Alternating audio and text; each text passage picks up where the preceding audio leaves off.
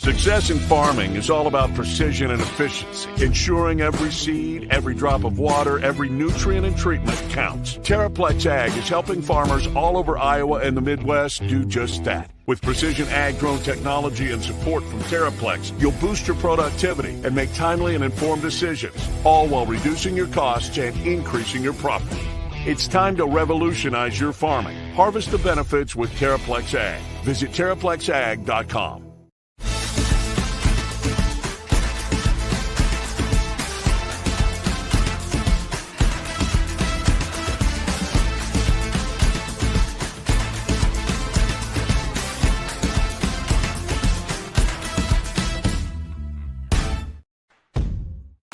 Chris Williams, Brent Blum, from the Wild Rose Casino Studio.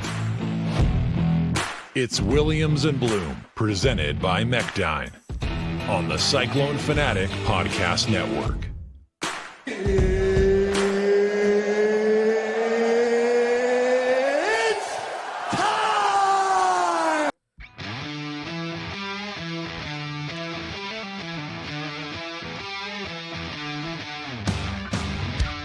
What is up? Welcome to the program. I can tell you the Cyclones were undermanned on Saturday. They're not tonight on Williams and Blum. We are raring to go. There will be discussions of cylinders and fouls. All the above. I got the rule book out. I got the rule book out just today. Okay, well, good, because it was so funny. There were people in our chat after the game, and they're like, Williams, you seem like really pissed off about this game. And I felt just like, kind of like I did after the Arizona game, where I was like so proud of the Clones. And I'm like, God damn it, they deserve to win that game. And listen, it's the old Dennis Blum thing. Like, Iowa State had other opportunities to win and all that stuff, but that frickin' changed the game, man. It did. It was like, that was and maybe this was hyperbolic of me. I've yet to be able to look in the mirror sometime, and like I know I can do that. But that was the worst call I've ever seen in sports. Honestly, it was the worst call I've ever seen.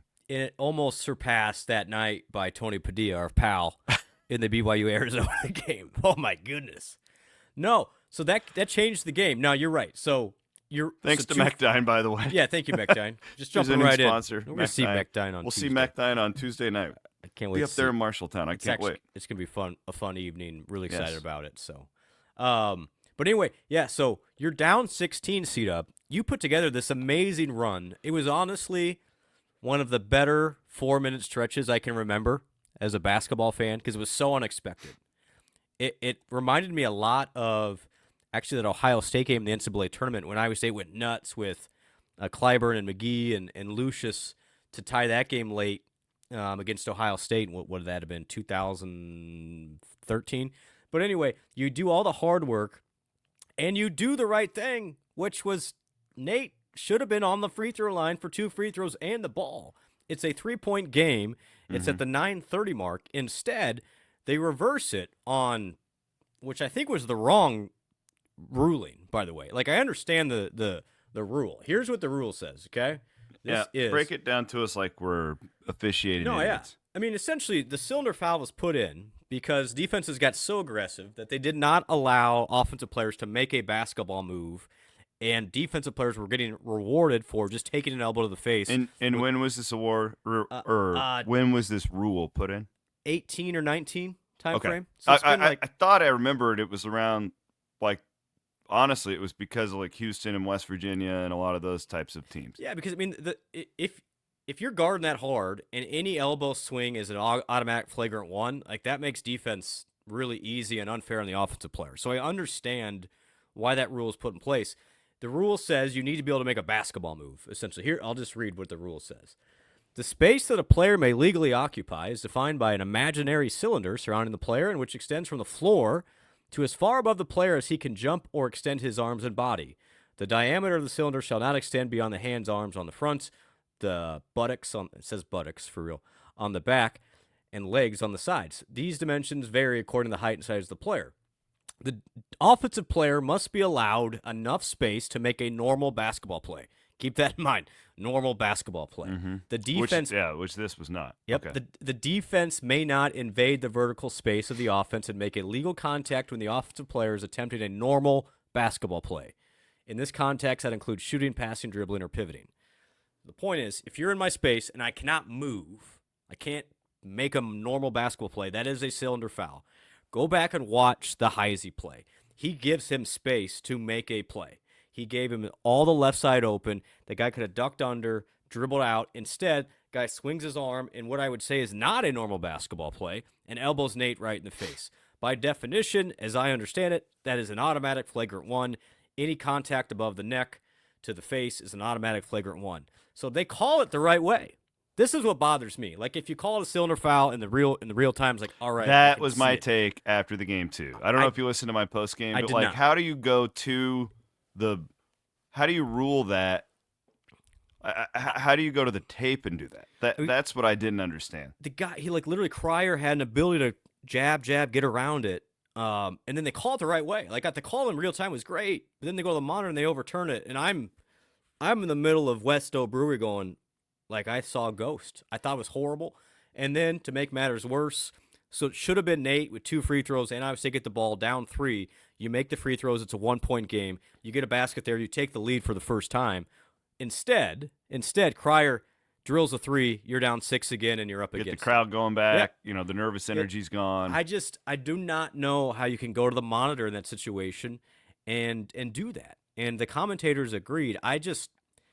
It's Have got you heard anything today? I haven't. I mean, I haven't asked because it's like. And TJ didn't really talk about it, which I don't blame him. Like, you can't do much. You go through the proper channels, which is, going up the chain of command. But I have no idea what that conversation was like at that monitor. Did somebody from the Big 12 office get in the air there? I don't know. They're allowed to, or was it just 3 guys that say, "Hey, that looks like a cylinder violation to us"? And if that's the case, I think it was a terrible judgment call. And it cost, and it changed the game. It was truly shocking to a non-officiating geek. Like, and I know enough to be dangerous about this stuff, but it was a shocking reversal. Yes. To me. Yep. I thought that it was. Are they looking at it as if it's a flagrant 2? I thought that was borderline. Honestly, yeah. That's what I thought that they were. Same. Were doing at the time. And they got it right in real time. And, I mean, if that's what the monitor's being used for, then let's get rid of the monitor. Because I don't know how anybody can look at it and say that was and then the right call. I think it was Cryer had a huge push-off like 2 possessions later where he extends his arm. Was it Cryer? I think it was. Yeah. Cryer was unbelievable, by the way. He was great. Yeah. That guy unbelievable. That guy won the game for them. Mm-hmm. He was great. It was wildly frustrating, but still, there was a lot to take away from a positive standpoint. Couldn't agree more. I was super proud after that game. I mean, I just thought the guys, twofold. One, it showed that you can compete even without 2 really good players. But I think the really optimistic side, if you dig deeper, is you saw some performances for some guys who stepped up to the plate, because it's well known that you're not going to have Keyshawn next year, and I would say very doubtful you're going to have Curtis next year. So to me, that was a glimpse into the future of what Iowa State could build around for next year against a really good Houston team that could not have shot the ball any better. That gives me a lot of optimism for the rest of this year, assuming Keyshawn's injury is not a long-term thing, which I think is an elephant in the room. And then also assuming everything goes well in the portal and everything else, where you don't, in the money game that it is, you keep this roster intact. But I thought Jefferson didn't play great percentage-wise, but his assertiveness was awesome. And I thought Momcilovic unlocked another level of what he could become. I mean, everything. We've never seen him with that level of aggression at Iowa State. I've seen his high school tape. I remember watching some of his stuff, and like that's how he played at that level. That was you know what I compared it to after the game, Brent? It was like when Curtis and Keyshawn didn't have Taman at TCU last year. Dead on. Exactly what I thought. He got the keys to the car, and he drove it great, which is awesome. Because you see in practice, like, man, this guy's got it. Whatever it is to make him a super special player. He just hasn't been unleashed enough, either in his own mind or just the context of the team. He's very much a team-first guy.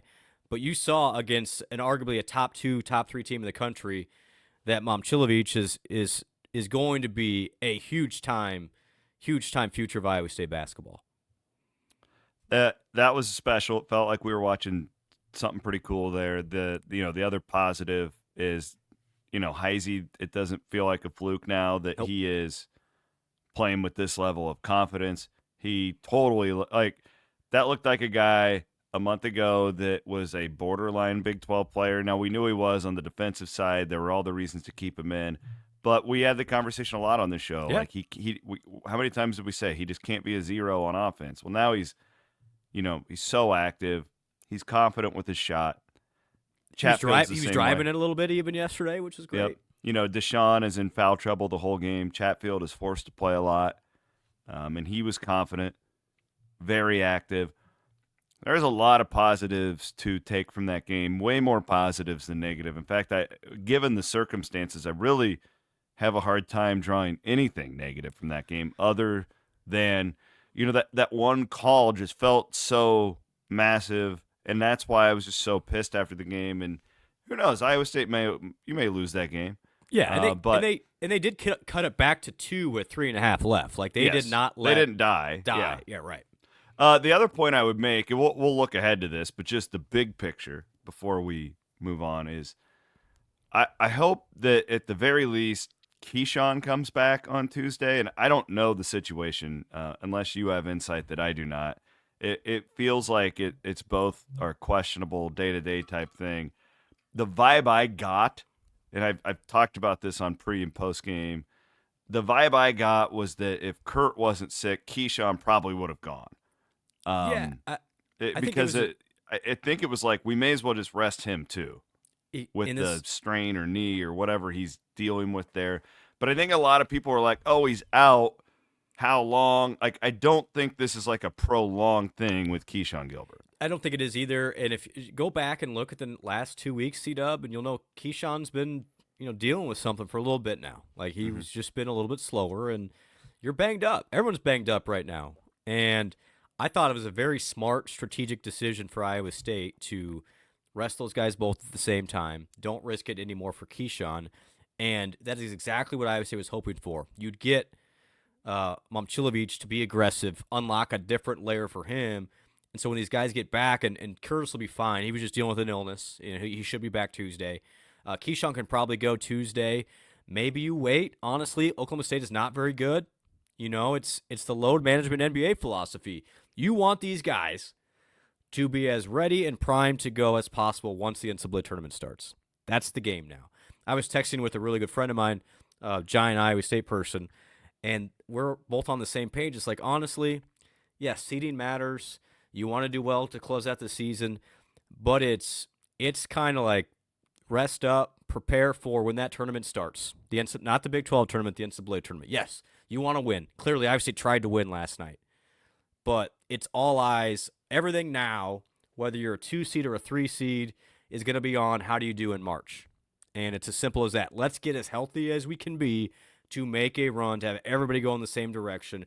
If it means sacrificing Keyshawn not playing against Oklahoma State, I'm for it. And I think that's the thing to think about going forward. Yes, it would be nice to be a 2 seed, 100%. But I know I'd rather have a healthy Keyshawn Gilbert than debate between a 2 and a 3 seed. The other notable thing is all the teams that lost yesterday. Yeah.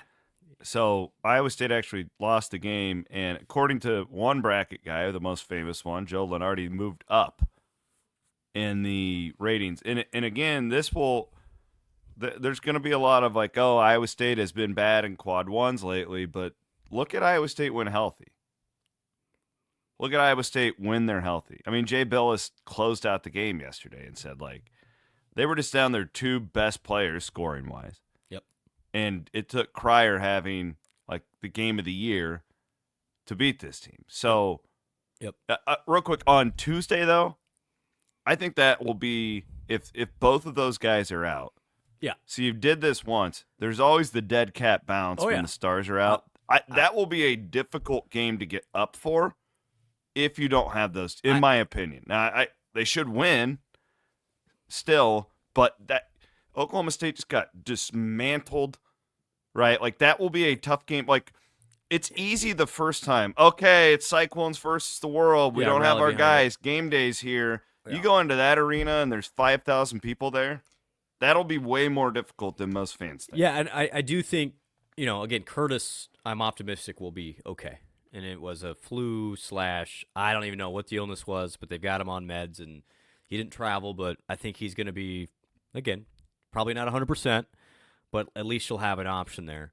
You're right, though. I mean, Oklahoma State has been bad, but yet they did beat UCF last week, and they went toe-to-toe with TCU. You're right. Obviously, they'll be favored by 12 to 15 in that game on the road in a weird environment. I agree, C-Dub. Like, that's going to be this will test your gumption and your ability to really focus and play hard. I mean, Iowa State should, with the bigs and its skill level, be okay in that game, but yeah, I agree. I mean, it's easy to rally for 40 minutes. It's another thing to do it again on a short turnaround by traveling again. I'm pretty sure Iowa State came back to Ames last night, and so you're back on a plane though on Monday. Like, and again, it's a charter flight. It's not a long flight by any means, but it's still you're in the grind of the season. I think the energy level will be something to watch for Iowa State early in that game.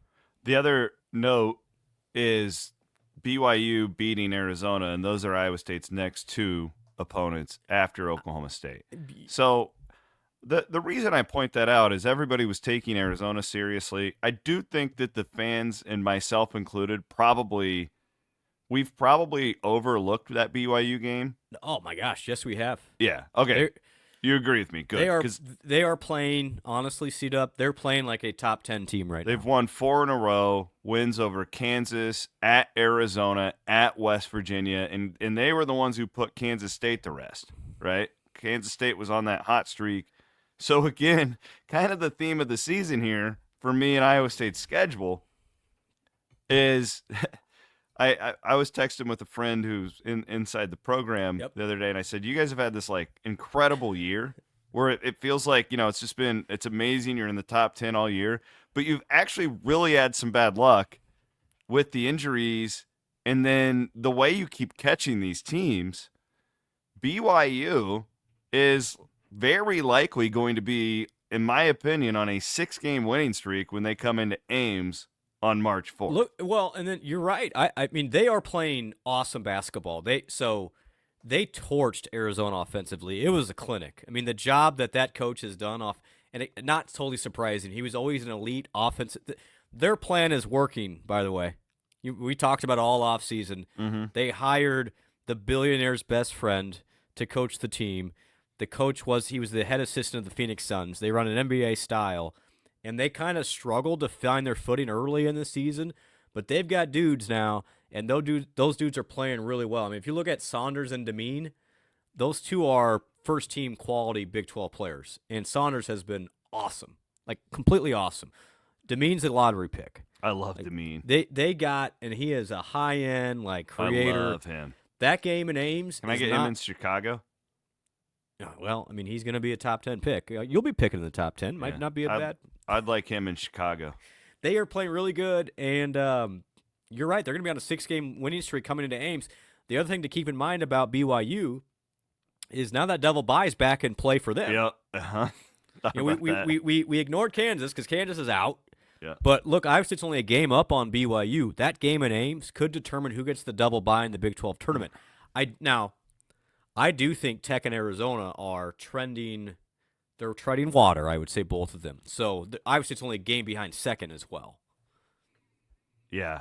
It's going to be fun. I mean, literally every game's going to matter with those top 6 the rest of the way, and this is what you're hoping for entertaining basketball. But BYU, I don't know what their number is to make the Final Four, but offensively, those guys are absolutely as good as anybody right now. We root for Houston on Monday night, right? Against Texas Tech. 100%. You just want Houston to win. Just keep winning. Yeah. Win out. Because Houston plays Tech, and then they get Kansas and Baylor. Kansas is kind of irrelevant now. What about Baylor losing at Colorado? Baylor's putting themselves back on the bubble. Yeah, they've lost 3 of 4 now. This is not good for them. No. Okay. But yeah, BYU, I would, man, I think that team is game's playing as well as terrifying. anybody. Remember last year? They Yeah. were up. They were up by 15 in Hilton, and Iowa State found a way to win, but it was not easy. Yeah. Not easy at all. Oh man. Okay. You're right This- though. And the other thing that's hurting Iowa State on that front, and it goes to the point of when you find teams win. Iowa State, Iowa's struggling, Marquette's struggling, Dayton is struggling, K-State is now fallen back off the face of the earth. What a weird team. Kansas is struggling. It just seems I hope like you made your money on K-State while we were hot. they Get out on them now if you haven't already. yeah, short They that quit. stock. They're like GameStop, right? Like they got their little bump there for a while. It was fun, Mm-hmm. and now we're crashing back down to reality. Want to thank Colin Newell, main man. I hope that Jerome Tang is insured by Farm Bureau Financial Services because a lot of people are ticked off at him right now. I don't even know what that means. I don't know either, but you just trying to do a segue. You can't lose by double figures Yeah. at Arizona State. God. No. Colin's great. Hit him up. It's 1L, by the way. A lot of people will do 2 L's. It's 1L. On Colin, but two on Newell. Yes, there you go. There you go. Farm Bureau Financial Services. He insures Bloom and I both. We think he does a great job. Hopefully he can save you a bunch of money and get you some great insurance as well. Also want to thank our friends at Kelderman Manufacturing. Going to be with Jeff coming up this weekend in Arizona. I'm going to be in Arizona. While I'm Arizona's not- in Ames, Yeah, really weird, but I got Murphy's kids doing that fight. you're gonna go. Well, yeah, and I I like Colin. I've known Colin since he was a little boy, and I want to go support him. So it kills me to miss that game, but I'll be at every game the rest of the way up through the national championship game. I think people so. forgot it. Dude was gonna be in town for the Arizona game. Who? Tyrese Halliburton. I thought you were referencing Red Panda, but yes, Maybe that too. she is too. She's doing halftime, and that's one of the reasons why I'm leaving. I don't need to see that again. Yeah, Tyrese is. So they're honoring him for Team USA. Yeah, right. the gold Is it- medal. Yeah. Very cool. Yeah. Yeah. So that'll be an event. That'll be an electric night. Hey, It kills me to miss that can game. We owe Tyrese a lot more than. Yeah. Yeah. I love that guy. Just put it that way. Elite dude. Elite I love his dad. I love his mom. Just really Yeah. great people who. Favorite story I've told about them, and I'll say it again because it's worth telling. That year he gets hurt, his sophomore season, and they're horrible the rest of the They way. were bad. And those two traveled to every road game, supported the team, just really high class people who they knew their kid was going to get drafted and make millions and all that stuff, but they wanted to be. They're like, we started the season with this group of people. We're going to just. That's the type of guy Yep. Tyrese is And as well. It's not fake. The guy bleeds cardinal and gold. Yes. And really should be celebrated more, I think, by this fan base. I would agree. Funny, I actually was doing I did a CW pod with Drake's athletic director, Brian. Yeah, Hardman. I listened to it on the way up to Okoboji this weekend. Awesome job. I enjoyed it Thank very you. much. Did you the NIL? I was hoping you would listen to it because it's fascinating how different their world is than ours. It is, but I was very, very impressed by Brian Harden, the athletic director. His transparency, his honesty, just very similar, like-minded guy to kind of think how Iowa State has to approach it too, which I just thought, honestly, my favorite thing about the crazy new world of college athletics is that people can just be honest. Like, you don't have to hide anything. Yeah. Just be honest with the fans. That's what they want. Yeah. Like, yeah, we're asking you for money. Here's why we need money is because the Big Ten, the SEC are taking it all. And so if we want to keep all of our guys, like, unfortunately, I'm tired of asking everybody, but we need to raise more money. The portal does open on end of March. Well, Harden and I talked about that where I said I think it's harder to be a fan than ever. Oh, it is. And it's harder though. Like, think about how hard it is for like Drake and you and I. Anytime you have a good player now, and Iowa State experiences this to a level, right? Yep. Like Yep. we see this here all the time. Yep. You especially. But like any of these mid-major schools, like I'm really good friends with the head coach at South Dakota State. Yep. So I watch their games religiously. Any of these guys who do anything, like Mayo last year, they're just gone. And you can't really do it. So it's hard to be a fan though, because those are the fan bases that used to have these guys for 4 or 5 years, and you'd fall in love with these kids because you'd watch them grow up. And I use Tyrese as an example where it's like Iowa State fans love him, but they don't feel nearly as like connected to him because he just wasn't here for that long. Yeah, It's as same the- with THT. Yep. And like it's not that like when those guys come back, they're gonna get a standing ovation. Yeah, and they're People wonderful love them. human beings. Yep. Yeah. They just weren't around as long. And it's harder to make that connection. And I that's guess. on. You're right, and that's kind of why I'm very motivated to beyond the obvious of you want to keep this group together from an Iowa State basketball and football standpoint because they've been really good and they've won a bunch of games and it's better for Iowa State if they're around. But then also the long-term implications of having young kids that grow up having the same kids to root for, you know? Like you think about when you were growing up, C-Dub, who you looked up to. You know, I looked up to dozens of Cyclones that were there for 3 and 4 years. Fred Hoiberg was like an idol for me. I remember when I met Fred for the first time, it was great. If Fred was only there for a year, I'd be like, oh, well, you know, you're just a guy then. And I think that's You don't what even want to know who mine was.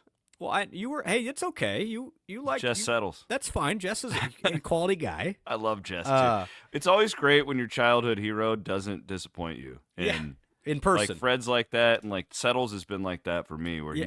he's like it's amazing. But like, but that's where this absolutely.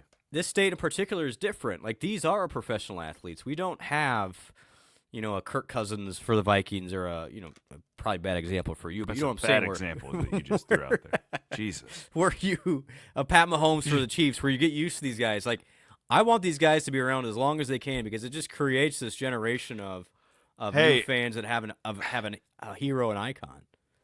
I mean, Taman's that. Yes, Taman's gonna have that. and he, I- by the I would way, even he was awesome last night too. Yesterday, Taman I'd make was the just a argument warrior. that just by getting them for 2 years, though, because of how much we've seen them grow, that Kurt and Keyshawn, Totally agree. we all have different reasons for it's funny. I was at lunch today. I was explaining to my 10-year-old why I'm so obsessed with Red Bull racing and Formula One, and I'm like, honey, it's always more to do than how the team does, or how the player. There's always like some sort of a connection you build with a guy or a gal. Yep. And like Emily Ryan's my all-time favorite Cyclone because I appreciate everything she's fought through and gone through. And the reason I love Emily so much is when all of her teammates transferred, when she put out that tweet, it was Ride or die. it was Ride or iconic. die. And Yep. I'm like, that is my Yep. I'm in the bunker with her. I don't Yep. care how many games she wins. She's my favorite Cyclone ever. And like, so it's easy to love Curtis. I'm sure a lot of people feel that way about him. Like, to me, Gilbert's one of my favorite players that I've ever seen come because he's a freaking killer out there. And I love the way he approaches it. And yeah, like you get to, and with, but back to Tyrese, it's like, we only had him the 1 year. Yeah, He was kind and of he in got like hurt. the Wigginton shadow because Yep. there was all that drama. Then he's this badass in the non-conference. And then he gets hurt, and like we don't really see him again in the Cyclone uniform, Totally so it's agree. hard to make that connection. Totally agree. No, dead That's on. where I was going. Sorry. Yeah, no, got I no, long-winded. and that's where it's like I'm looking at, you know, how do you the legends at Iowa State are here for multiple years. I mean, I would argue DeAndre Kane. I could make an argument. I might. DeAndre Kane was the most valuable player in that one season of the Hoiberg era, but he's not in the same breath as George Niang. Why is that? George was there for 4 years, right? Mhm. And Nas. that's where, even in this era of portal activity, but if they can stay here, they feel the love, and that's why I really am optimistic about keeping everybody. But that's the second part of this, outside the obvious of keeping the good players because you want to win.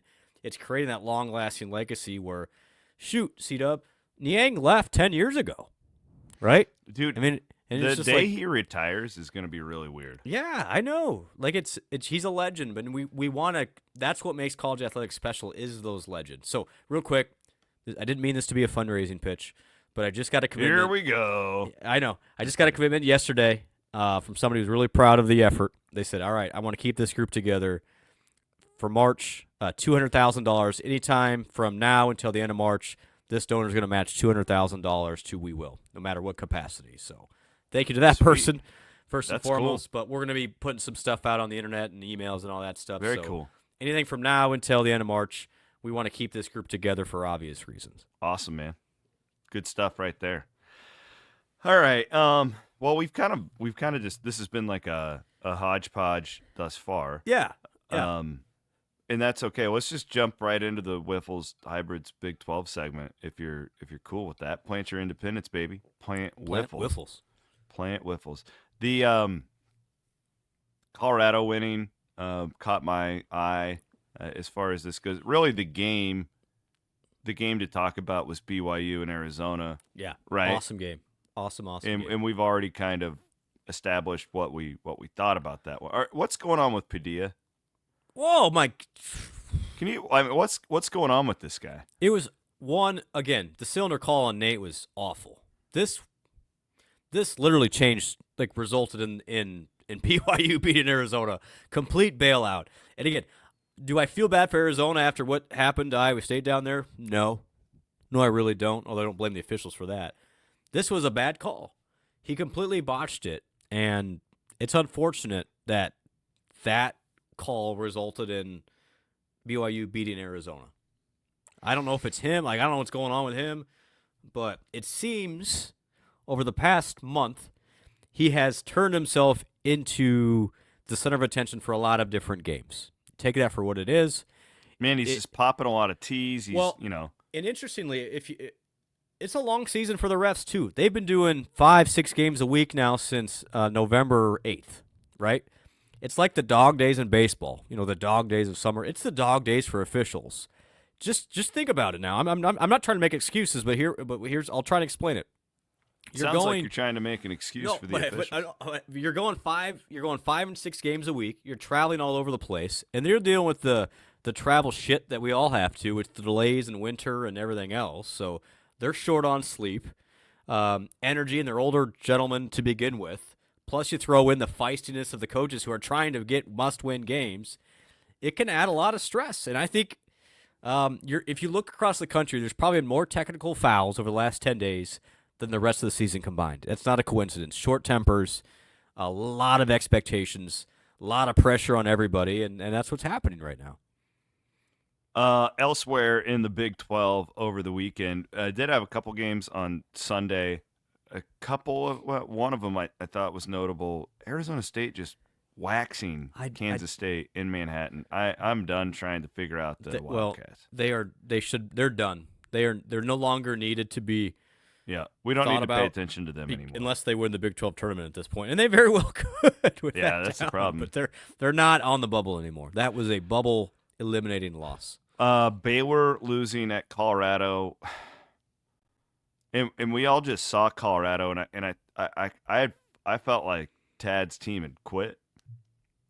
Yeah, they were weird Ames. In that. Like they were weird in Ames. Yeah, right? So just a bizarre outcome for Baylor to lose that game. TCU, you're feeling pretty good about them after beating Tech. They lose at Cincinnati. Kansas beats Oklahoma State by 30. Oklahoma State. Yuck. The one little note. How about UCF has now lost 7 in a row? No, they won today. Okay, they beat Utah. Okay, so sorry. They beat you. threw me off. They beat Utah today. They did beat Utah, which is a nice win. They're now 2-8 in their last 10. Utah was getting hot too. I know, and Utah was just this league is just bonkers. I don't get it. So I was reading Chad Lysico's piece on Fran McCaffrey, and there's going to be a note. This Fran McCaffrey thing, right? Like that. So hold on, I just want to make sure I'm 100%. That does impact Iowa State, by the way, as much as we want to ignore it. It absolutely does. Yeah. It's a tremendous impact to Iowa State.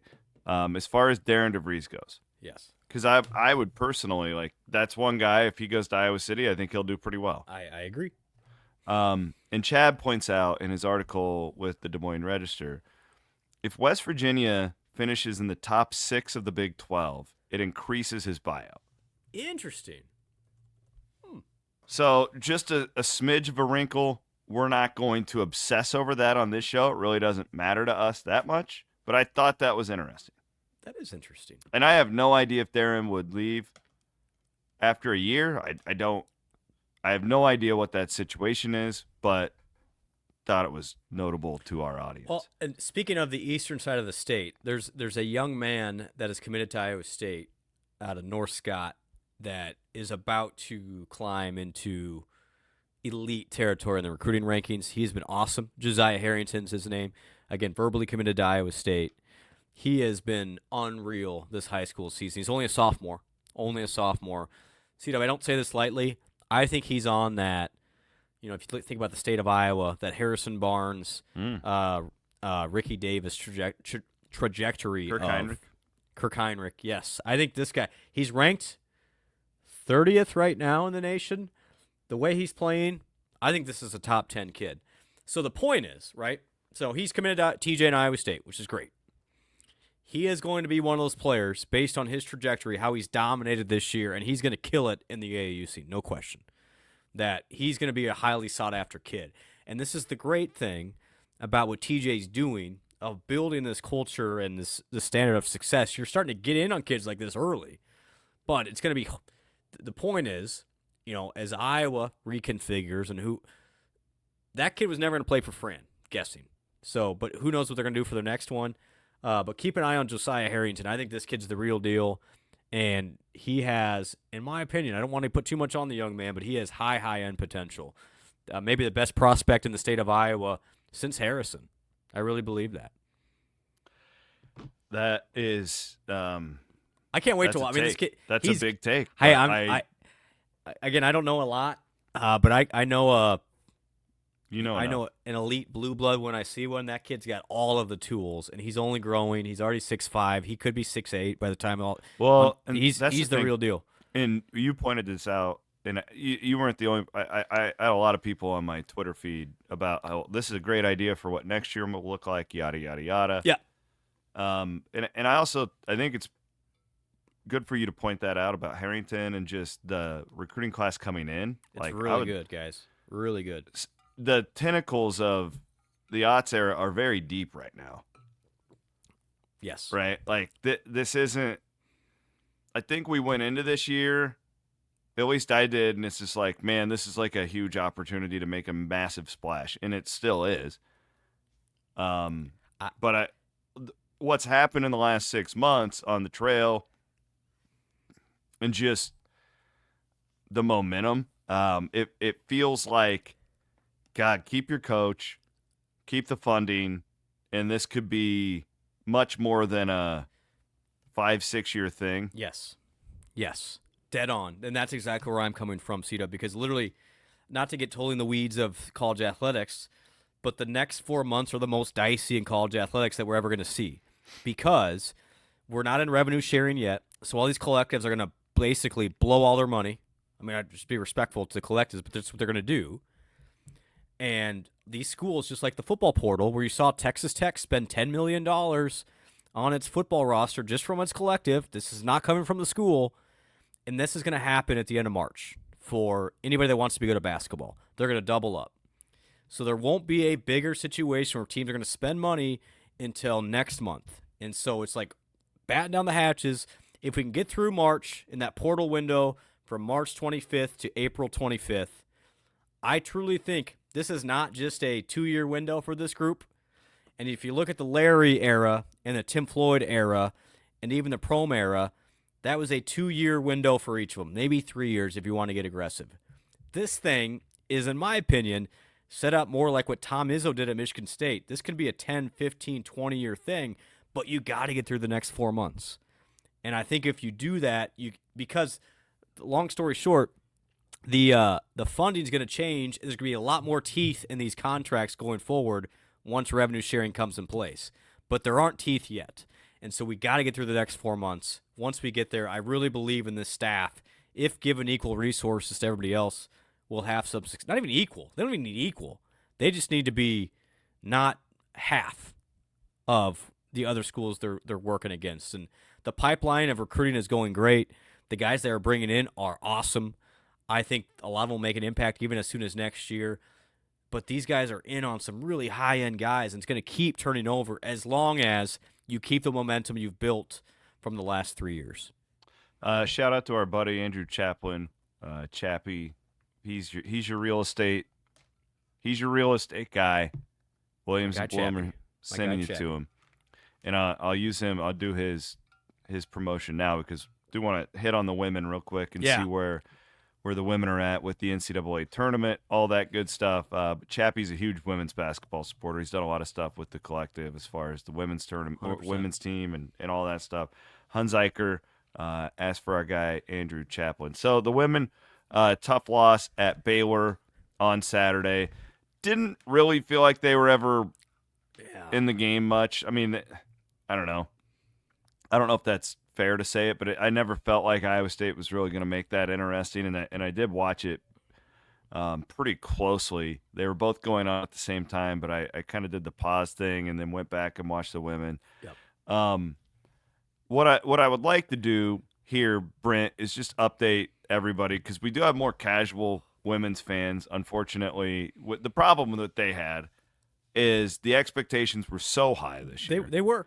And they got blown out in these high-profile games early, and then they lost to Iowa. So I think that a lot of people jumped off the wagon at that point. For sure. So I do think that this could be a team, though, that in Kansas City could win the championship. Like, I don't think that that's crazy to think that this group of women could potentially do that. The problem is with the NCAA tournament and how you have to go and play these road games. Yeah, that's they put themselves in a pretty tough spot as far as that goes. Well, so what's the status right now for that? It's interesting, I would say. So dropped, unfortunately, because you lost by double figures, and we all know the magic number of the double figure loss. The old net. You're down the men kept it within single digits. They did, which that was honestly, huge. and they literally jumped because of that, which is, again, really dumb. Really stupid. Really dumb, but that's what it is. And we're not talking about people that have time to really do deep thinking here. They're just looking at data. But anyway, you're down to 41 in the net, C-Dub. And then the other problem that's going to be held against the women is they're 0-9 in quad one games. Mm-hmm. And so just like you talked to the Drake AD last week, and he made a really interesting point. It's like, hey, you've had your 9 chances against quad one teams. You haven't won any of them. Mm-hmm. You know, should we give somebody else a chance who's only had 2 quad one wins? Mm-hmm. And now the problem with Iowa State is your 9 quad one games are all against top 15 teams, not. Yeah. So but you're asking humans who don't have a lot of time to do a lot of critical thinking, and that's where I'm concerned. Is Iowa State one of the 68 best teams in the country in women's basketball? 100%. Yes. But I could see a world where they hold that against them because they haven't won one of those yet. And so where I'm going next is you're 41st right now. You look at Iowa State's schedule going forward, and it's very much like you got 2 left. You may need to win them both, right? So you go to UCF on the 25th on Tuesday. They're not great. You got to have it. You can't afford to lose that. Mm-hmm. And then the big one, and so I'm like, I'm going to bang my fist on the table. Let's sell out Hilton or get as many people as we can. A 12th ranked K-State team in Hilton for Emily Ryan's senior day. Like, that game could be the difference of locking up a spot or being on the bubble.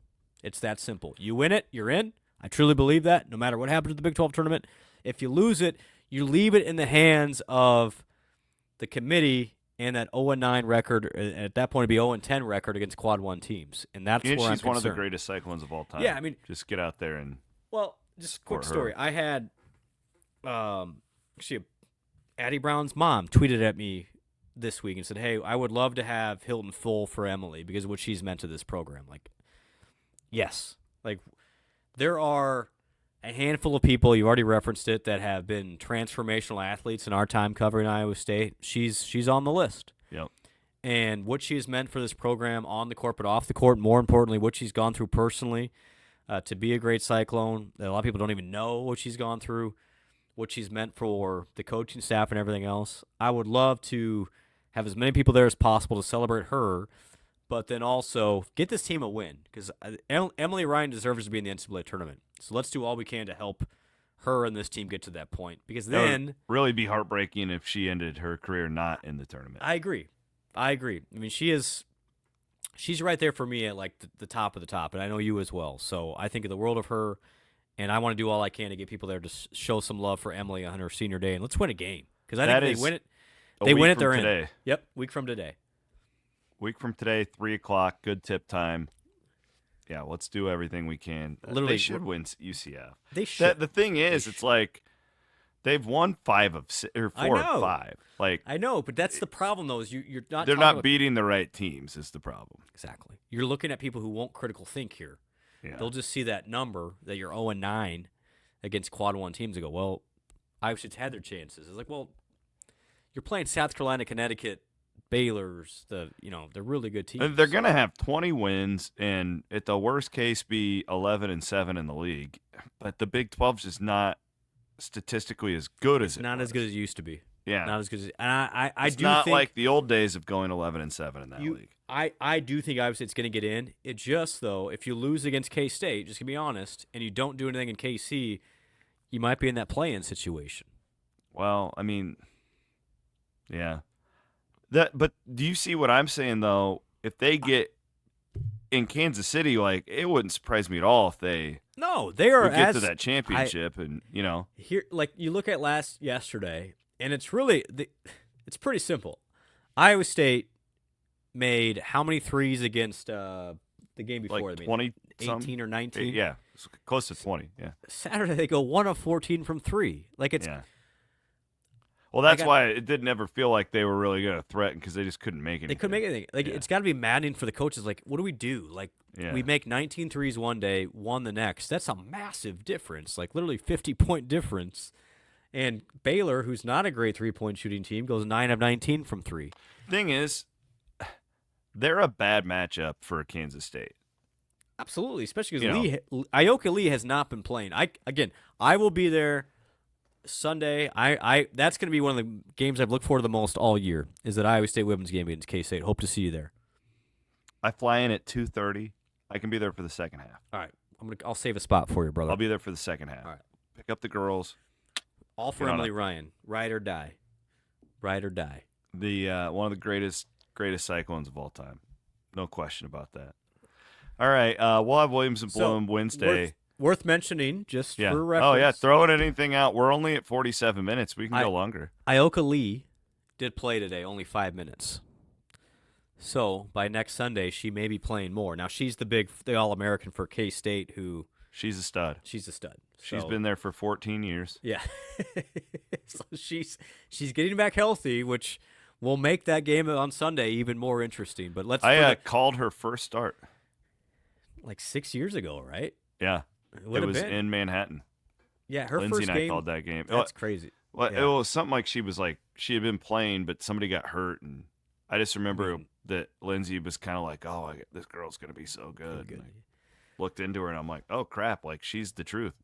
And they've won. They're good. So it's not a guarantee that Iowa State's going to even win that game, but let's do all we can to support. If they beat K-State Sunday and they beat UCF on Tuesday, I don't think we have to worry about what happens in Kansas City at that point.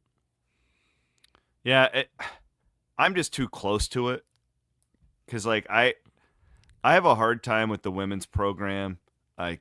Not just be like with the men's team, I can just completely eviscerate them if I need to. Yeah, the women's program, I'm just such a fan of theirs. Yeah, right. Where like I look at them, and you're right. That's a top 40 team to me. Yeah, I look at them and I'm like, there's no way this team's not one of the best teams in the. Totally. They should be in the tournament, like because I know enough about it. Like stack Audie and Addie up against any of these duos on these bubble teams, it's like you go with them. But then you're right, the analytics hate this team. Yeah, it's again, you could have won those games. Literally, the game that is going to bite them, and it is what it potentially. That Kansas State game. The K-State Emily game. hits that game to go into it hits that shot, then the whole season's different. But then that, and then also, I mean, honestly, the game in Iowa City. Yeah, they were better than Iowa. You had them beat. You really did. Yeah. Mm-hmm. And you've seen what I was really good at home. Like they they beat USC and they almost beat UCLA today. Like that's one of those games where it looked really good, but you just have not got over the hump with those quad one games. And I could see a world where people who don't think critically will say, "Oh, well, you haven't won any of those games, so you don't get a chance." And I hope that's not the case. How's Northern Iowa done? They haven't done not good. great. Yeah, not great. So that loss hurts. Doesn't look good either. Yeah. Yeah. And McDermott went off for like 40 that game. Like, Oh, God. She's still hitting threes over there at the McLeod Center. Good game for the men in the McLeod Center today. That was fun. That was fun. Did you get Yeah, to watch I did. Drake, you and I at all? I that did. Was that was really, that was really high-end fun stuff. game. High-end stuff. Yeah, if you guys are interested in it, that I would encourage you to go listen to my talk with Harden, and it was the guy who runs the Drake Collective, Ryan Boatman. And the reason I had him in, it's because we always talk about NIL and the business of all this, and like I genuinely have such deep sympathy for my friends at that level because I'm like, man, it's hard here. Yeah. That seems impossible, but they have a really good outlook on it. They're just like, everybody's dealing with it. We're just figure it out. And Brian's brought in McCollum, who's done a great job. You and me are very familiar with the Northwest Missouri State stuff. We know how big of a deal sports are down there in Maryville, Missouri. And McCollum's teams, I forgot that they almost won at Duke that one Yeah, year. they did. Like 3 or 4 years ago. Yeah, I forgot about that. So no, well, I think a lot of people, if you're interested in this business stuff, go and listen to that because I thought Harden was really fascinating. Yeah, I thought, and to that point, so I had a really good conversations on Cyclone Fanatic this weekend with people saying, so good. Jeff Goodman, let's just bring this up. We're gonna be honest. We're gonna be transparent. Jeff Goodman brought up on Friday evening. He said after Dusty May, the Michigan coach, got an extension with Michigan, and Dusty May's a Indiana grad. He said, if I'm Indiana, my number one target should be TJ Otzleberger. And then Goodman went on to say, this is Goodman's words, not mine, that TJ is lowered his buyout with his newest extension, which I don't know if that's the case or not. I haven't asked that question. At some point that'll come out. And then secondly, he said Iowa State's got a low payroll NIL-wise compared to the Big Ten and the SEC, which I know is a fact. That's a fact. I don't know how anybody could get upset about that statement. That's a fact. But then the immediate reaction of Iowa State fans is, oh, TJ's never going to, TJ won't leave. It's like, I agree to a point unless he doesn't think he can be competitive enough to keep a roster together. And so I didn't mean to. That goes hand in hand with your football coach too. It's why we were pounding that pavement whatever. And it's not like to panic anybody. I don't mean like I don't want to like cause alarms for anybody, but just like any of us, if you can't keep your best people in any business, you're going to go somewhere else you think you can keep your best people and be successful. Well, I don't even think TJ would entertain the Indiana job unless we get to a point where they have, and they do, Chris, I know this, they have 2x the NIL budget for basketball that we did this year, maybe 3, right? Like, that's a place that's passionate about its basketball. Yeah, too. you can, and again, maybe TJ doesn't want that fishbowl and all that stuff, and I don't think he does either. However, you got to give the best coaches Iowa State's ever had, which I think is right now with TJ and Matt, the most opportunities possible to keep everything going. And if we do that, and literally, I don't think it's a long-term thing. I think this is a year thing. Like in the next year, keep those guys happy. It'll come to an equilibrium NIL-wise, and we're going to be all right. But yeah, you can't blame anybody for thinking, if I'm a player and I'm getting offered double somewhere else, and double's no longer like a couple $1,000s like it was 3 years ago. Double is hundreds of thousands of dollars. How do you stay up with that? And I think we just, as a fan base, like, hey, nobody loves it. I don't like it either, but you got to do all you can to keep these guys to think they can win a championship here. And I truly believe, and CW, you'll back me up on this, Matt and TJ both are the first 2 coaches, in my mind, maybe outside of Larry, who think they can actually win a championship at Iowa State. And let's give them all the resources we can to make that possible. That's kind of where I'm coming at it from. Yeah, I would agree, and I would also make the point, like, because I'm in my other show we're talking a lot about McCaffrey, right, and that whole deal. And I've said to Iowa fans, and I think you'll back me on this, it's like we're still very ignorant to how coaching searches work in 2025. 100%. It is not like it was even 5 years ago, where it's like, well, this guy's a graduate from there, and it's a good fit and all that. No, the coach now, it's less about how much can you pay me and how big of a roster can I have NIL-wise. And for the coaches at Iowa State, that's 100%. It's not about them at all. They know that they are making plenty of money. It is not about them. It's do I have the resources? If it was about them, they wouldn't be here because they haven't gotten raises. Correct. They have. They really haven't. Yeah, like they should all be getting paid more according to the market. But if you keep their assistant coaches happy and their players taken care of, they think they can win here. And, again, when the Indiana thing came up, it's like, well, TJ, why would TJ go there? It's not about his personal finances here. He's fine. I'm not speaking for TJ, but I'm kind of. But you got to be able to give him the players that could be successful to win at Iowa State. Well, and that's like the DeVries thing. So Yes. I don't know enough about West Virginia. Yep. But I do know that Iowa men's basketball, for one reason or another, has not been supported very well from an NIL standpoint. They are not. Might be dead last in the Big Ten from what I've heard. I think that's correct. Okay. So my point to Iowa fans is like, it's not guys like, 10 years ago, like this DeVries thing would make a ton of sense. Be a home run. It'd be easy, Yeah. but not now. You got to, like, whoever they bring in, like if it's a guy like Darren who, like, first of all, it is home. So, like, for him, maybe that is enough. I don't know. Everybody's got their own thing. But, like, if he's going to say, I'm going to leave this place after 1 year where I've been moderately successful. Yep. They'll probably make the tournament. They're on the edge. Yeah, they're on the bubble. Yep. Right? I damn well don't want to go to the place where I'm dead last in NIL. Right? So what is your plan? And you have to be able to present that plan. If Otzleberger were to leave right now, I think Iowa State could be in trouble. Frankly, probably going to piss some people off, but from what I've heard, like I don't know all the specifics of it, but you have to have that plan in place, and it's why we've said from day one, it's like to get through this little stretch that you're talking about, I don't want to start from scratch right now. Nope. And if Darren is going to, this is more about this than anything at Iowa State because I don't think TJ is going to I don't leave. either. I don't want people to but it's take more it that way. But you can't just take it for granted. You can't take it for granted that, just because. Right. The whole point is that West Virginia would feel that too and would probably double down trying to keep him at this point because you don't want to start over in the middle of all of this. So we have to just rethink how all this works. And frankly, 10 years ago, the Indiana job was a lot better than Iowa State, right? Yep. Like, and it might still be now strictly from an NIL standpoint, but I would also look at it and be like, the Big 12 is a basketball-heavy league. You have this tremendous fan support at Iowa State where you're now selling out Hilton Coliseum on a nightly basis, which has always been a dream of ours. That's just like the thing at Hilton. But you're asking those questions, though. And so back to the buyout thing. I don't know about the Otzleberger buyout. Yep. Okay. What I do know is a lot of these coaches across the country are lowering their buyouts to get more NIL money. It's like a trade. I'm going to scratch your back. You're going to scratch mine. I know that Tang did that last year when he got his – they extended him, right?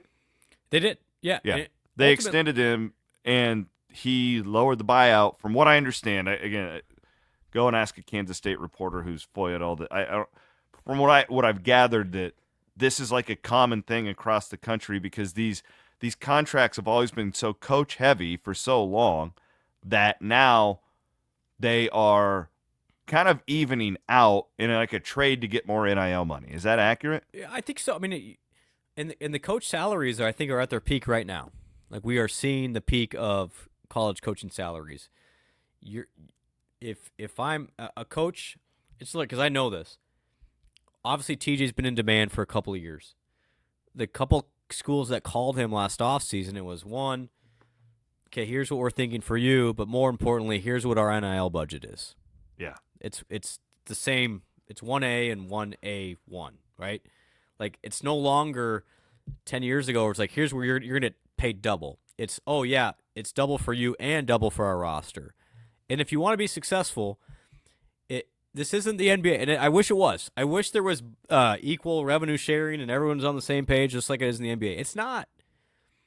And so you're asking coaches to build a roster with half the amount of money. That's not like that doesn't make sense anywhere.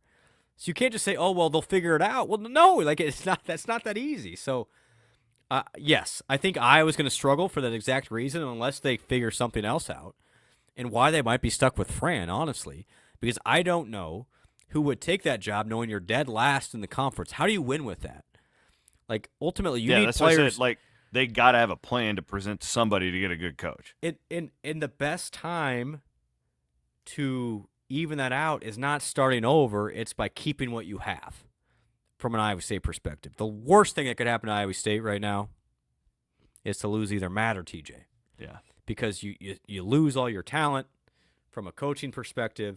Your players can look elsewhere when they've been taking a discount anyway, and then you're starting over when you don't have as much money as the SEC and the Big Ten schools anyway. So I guess all that being said, while we can, let's try and give TJ as many resources as possible and not just hope for the loyalty and the good nature and, hey, we took a chance on you type of thing. Because that, and I would also say the loyalty and that's all like great and we love it. And that's why I think that these two will be the most revered dudes ever here. Because I don't think either of them are leaving. Like, however, don't we also want to win big? Yes. It's like, do you want to win big, or you just be like, let's just try and get to the tournament every year? What's the point in competing at the highest level if you're not going to try and win? And I truly believe, and this is where I don't mean to be on my soapbox today, but I've had a lot of conversations this week. Like, what, why so panic? I'm not panicked. I'm like, this is the next 4 months are the time for Iowa State to bridge the gap between the previous era, which is a lot of unregulated madness in NIL, to the more regulated era of revenue sharing, where I think there's the rules be well known.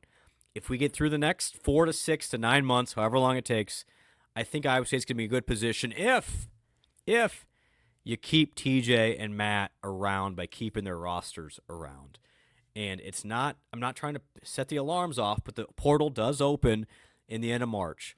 And the only way TJ, in my opinion, would leave is if he says, I can't win here because all my guys are being taking the better offer somewhere else. You don't want to all of a sudden become like the mid-major. Yeah. And like, what I was like with my friends from Drake about. It's like, yeah. God, I feel sorry for you guys. I do you too, don't want to be that. But it's like we can prevent that right now, literally right now, if we just everybody does a little bit to help out.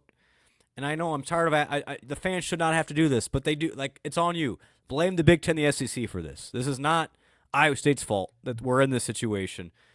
But Greg Sankey would not appreciate that. But that if we can figure this out, I do think it's going to reach an equilibrium part where the rules are going to be well known and we're going to be all right. It's just the next 4 months. It's hold on for dear life. So, me, C-Dub, like, outside of my friends, my family, I love Iowa State. I want Iowa State to do well because it means a lot to me. And I'm not asking just to keep beating people over the head over it, but I want Iowa State to win. And I want Iowa State to win because I think the coaches are the best they've ever been. So let's all do all we can to just keep this thing going as long as possible. Well said, my friend. I didn't mean to get on my soapbox today, but it makes me look taller at least. I'm glad you brought up the Indiana thing. I wasn't even thinking about it. Because, I'm not worried about it at all. And but apparently other people are. Well, yeah. And okay, Goodman's tied in, right? Like he's the most locked in college basketball guy in the country. Like, I saw a lot of people like, oh, Goodman's just throwing stuff against. Like, Indiana would be wise to put TJ at the top of their list. Absolutely. I mean, who else? The Wisconsin connection. Yeah, who else would you? So that's where I'm like, we got to do all we can to prevent that from becoming the reason why somebody would leave. Because they just went the NBA route with that guy, and like they want like a college guy through and through now. They're going to try and go the opposite of Mike Woodson. That's TJ. TJ is going to be the highest. If you're looking for culture, college basketball, NIL work, all that stuff, TJ is one of one right now. Like, he's really good. So our job as Iowa State fans is to not make that conversation even attractive by giving him all the resources possible so he stays at Ames. He is Brent Blum. My name is Chris Williams. We are presented, as always, by our friends at McDine. English, taking us out. We'll be back on Wednesday.